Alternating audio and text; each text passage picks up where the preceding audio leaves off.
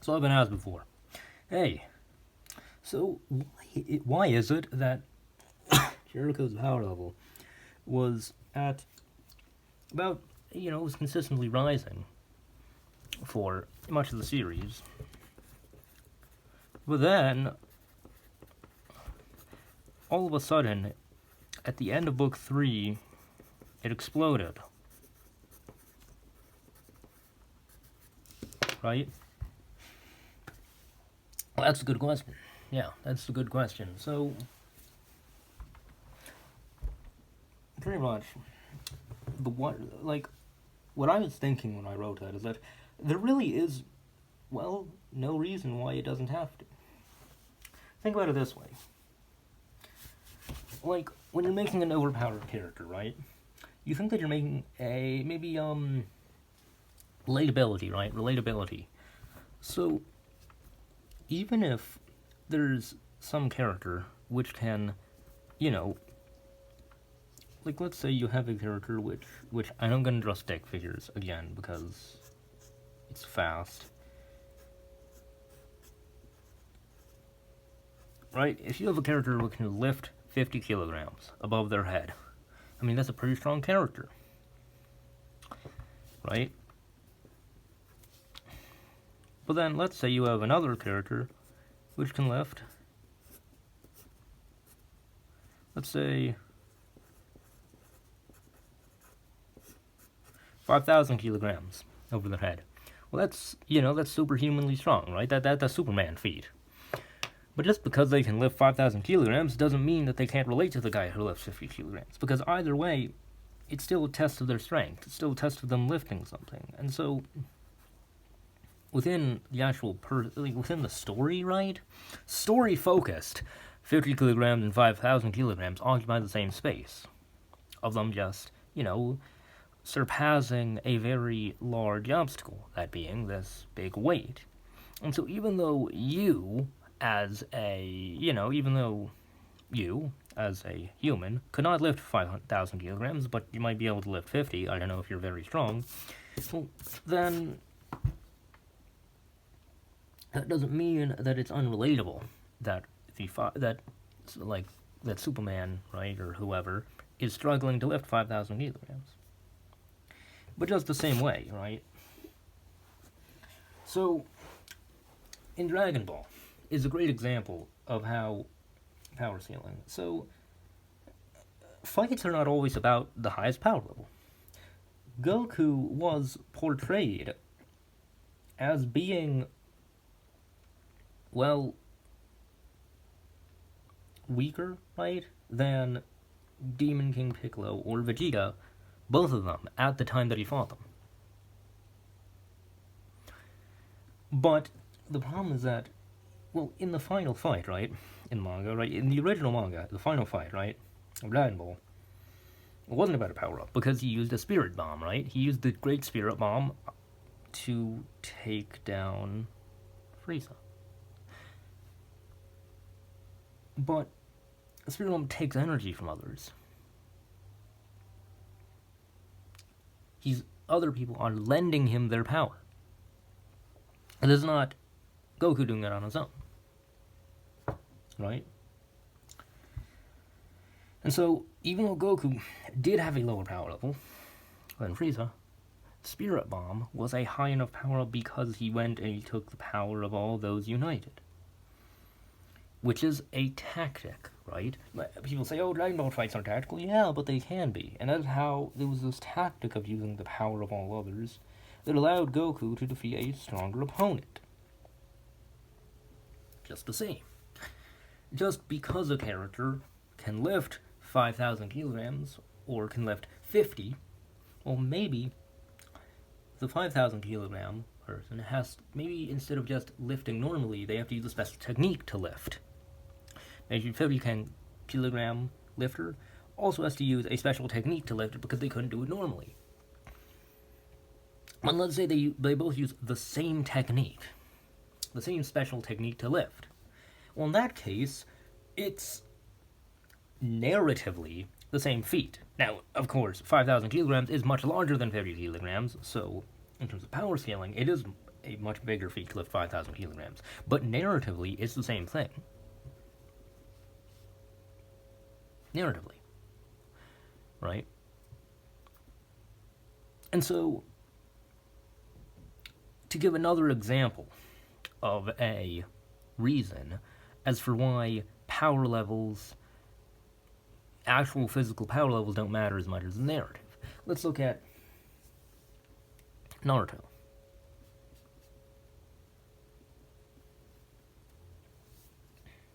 People complain about how Naruto moves away from tactical combat.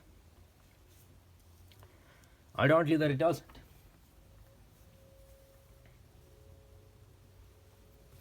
Now, like, setting...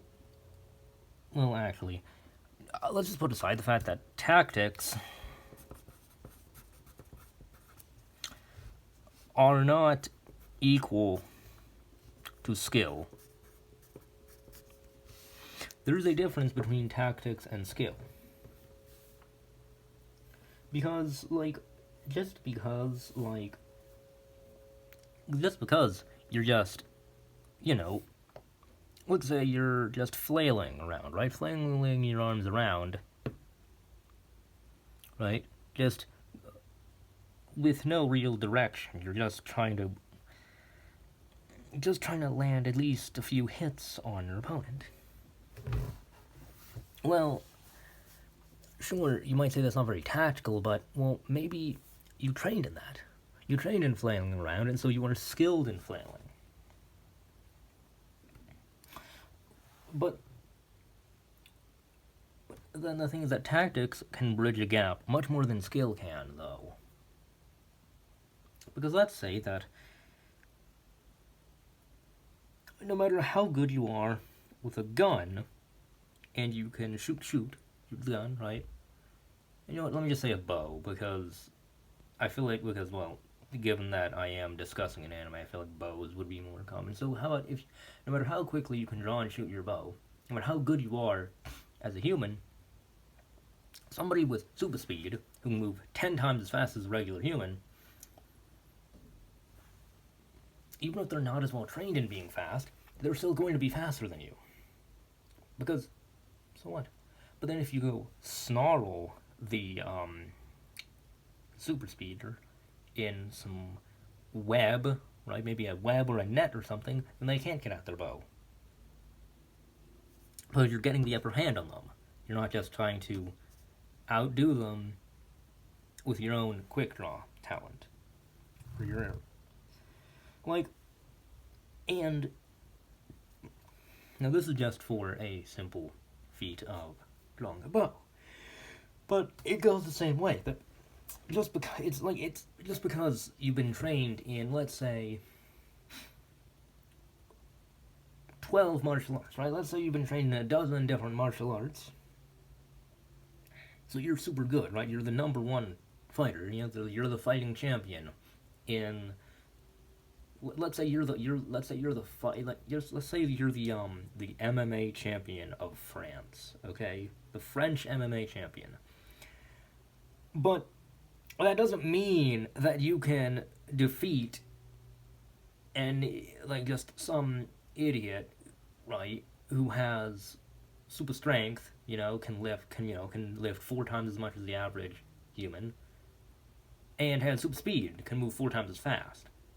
It also has an enhanced perception that their super speed, that it works with their super speed, right? In that case, you're not going to win. Even though you're the MMA champion of France, this idiot is still going to defeat you because 4 times the strength, 4 times the speed, 4 times the perceptive ability. You're just not going to win against that because it's superpowers. But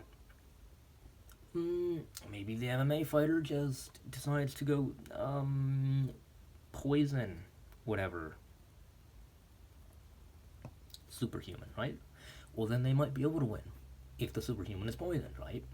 Because that's a tactic. Sure, it's dirty, underhanded, but it's still a tactic. And tactics are not the same as skills. skills, is how many martial arts they're knowing, and these tactics, well, it's those tricks, those dirty underhanded strategies, those things that they use to get the upper hand. Now,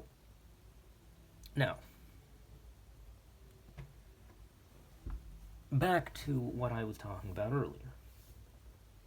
Narratively,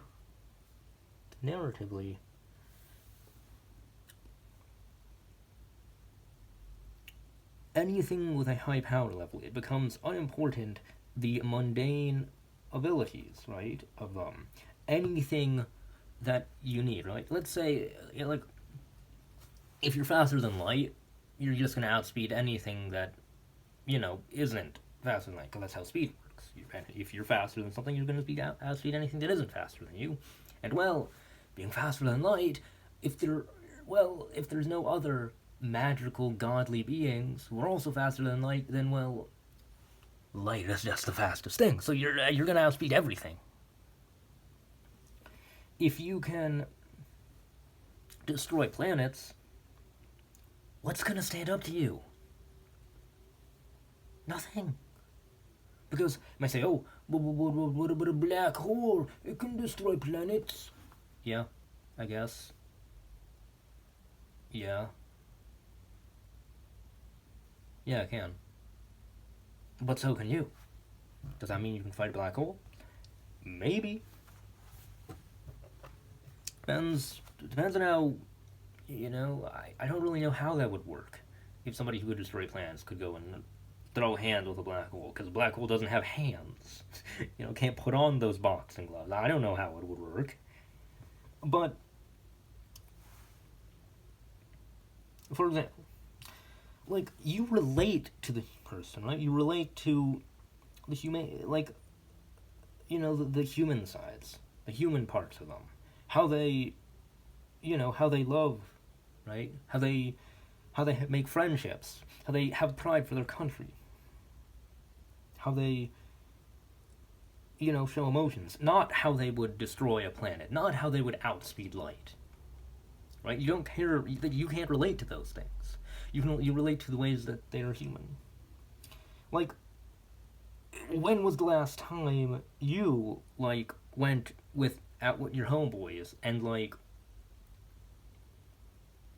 blasted away some cities? Well, I would probably say never, because I don't think that any of you do have superpowers that are watching this. But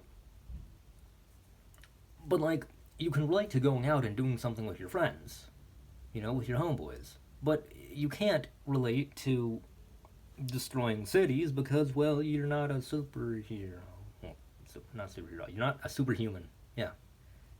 At least I wouldn't think that any of you are. And so you can relate to characters that are strong, not because they are strong, but because of their human side. You relate to the human parts of them, but not on the operations that are superhuman. So Jericho's power explosion was narratively, it was still built up to. Narratively, if he stayed at the same level that he was at the point when he was resurrected, right? Afterward. Right before, as the story was progressing, as adventurers were going on adventures to bring back the keys to unseal him, right? To break the seals that bound Jericho. Even if Jericho had stayed at the same level as they were in the flashbacks to him during that hunt, or if Jericho had been massively powerful like he was, it would not have mattered because he still had the same emotion.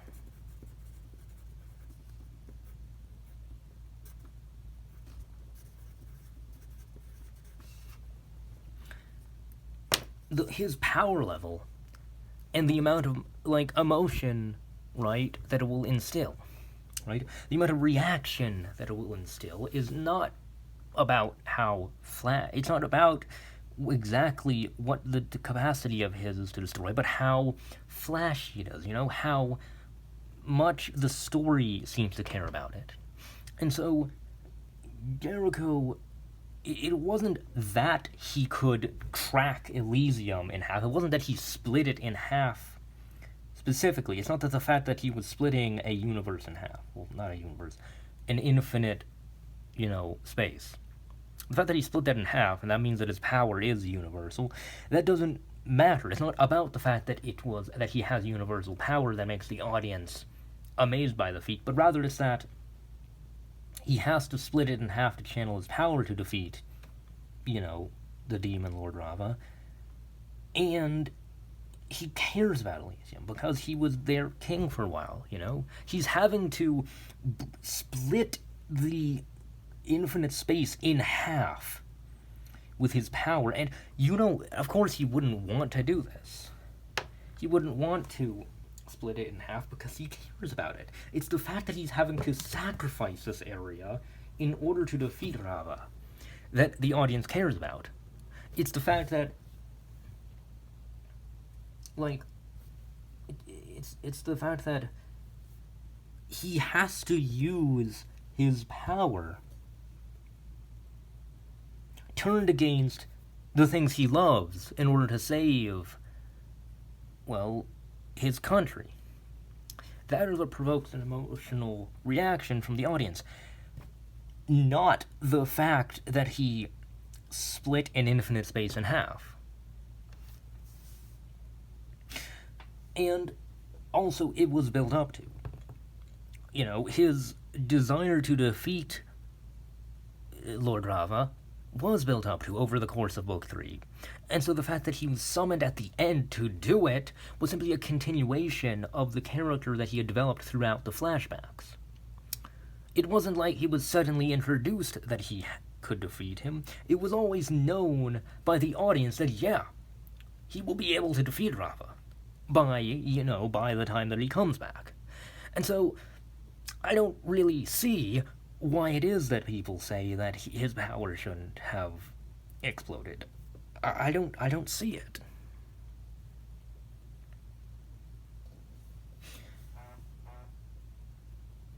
Another thing I'd like to mention is that going back to tactics is not skill. Another thing about tactics not being skill is that, Jericho used his tactics. Yes, you might think, but he was just destroying. You might say that Jericho was destroying things, that he was causing collateral damage when he was fighting, but, it just was unavoidable. Also, the fact that he swallowed, or rather, he inhaled, he absorbed, he took in all the power of all of his kingdom, right? The fact that he had to, right? Not just that he split it in half, but rather that in order to gain the power to fight Lord Rava, he had to absorb the spiritual energy of every member of the kingdom that he ruled over. And that hurt him, right? Not physically, not it wasn't like it wasn't as if he was stabbed or anything, but or bleeding, but emotions, right? Emotions. He was like, I must make this sacrifice, right? He thought that, if he doesn't do this, so many more are going to die, but he has to, but it's not, he's defending those who have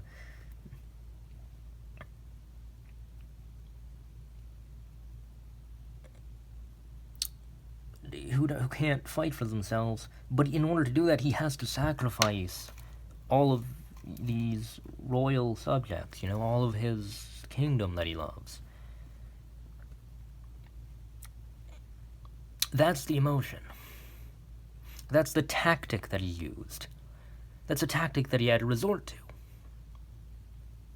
Just because he knows how to fight, just because he can punch and he can kick, and he can use a lot of different techniques, a lot of different, maybe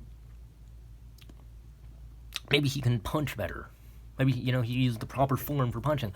But well, it's not really as important that he uses the proper form for punching as who he punched out. That being, you know, well, I mean, sure. Might say, oh yes, he used a beam, but yeah, sure, but he also punched Lord Rava, a great demon lord. He punched Lord Rava multiple times, right?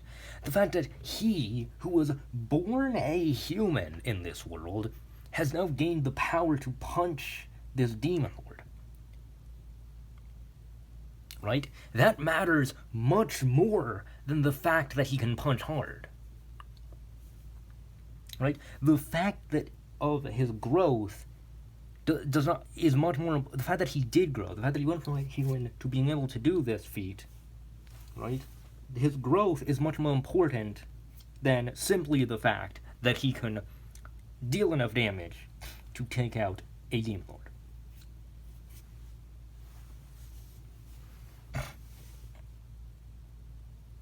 Right? And so that's my explanation, of course. That's how I've explained it. So there you go. That's why Jericho's power exploded like that. There's the reasoning. So so thank you for watching. And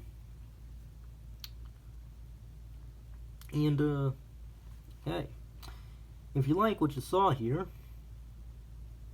then well, make sure to tune back in.